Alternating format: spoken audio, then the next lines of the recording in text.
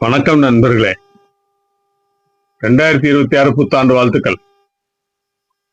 இந்த கும்பராசி என்பது காலபுருஷ தத்துவத்தின்படி 11வது ராசி, அதிபதி சனி.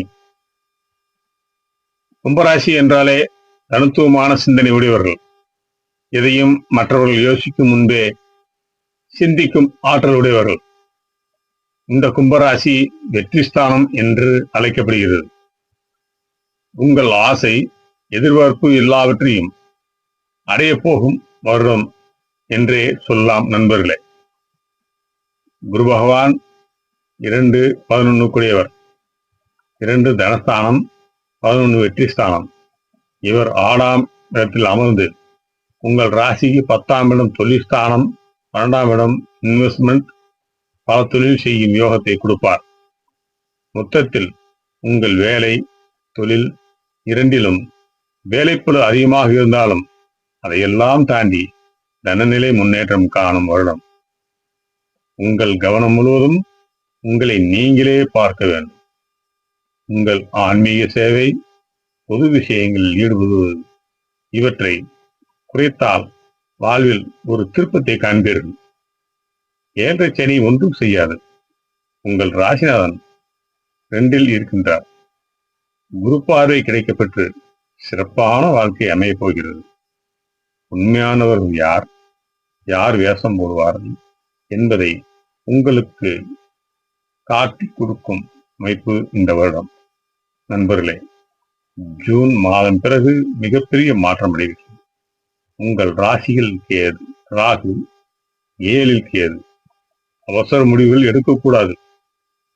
பிடிவாதத்தை குறைத்துக் கொண்டு செயலில் இறங்க வேண்டும். பூர்வீக சொத்து அமைய வாய்ப்புண்டு. 2இல் சனி, பேச்சில் நிதானம் வேண்டும். குடும்பத்தில் மற்றவர்கள் பேசுவதைக் கண்டு கொள்ளாமல் இருப்பது நல்லது. கடன்கள் தீரும். நீங்களே தேடி போய் கொடுப்பீர்கள். வேலை மற்றும் வெளிநாட்டு தொடர்பு இருப்பவர்களுக்கு பொற்காலமாக அமையும். திருமண தடை நீங்கும். அரசு வேலை அமையும். சுபகாரியங்கள் கைகூடும். ஆரோக்கியத்தில் அக்கறை காட்ட வேண்டும்.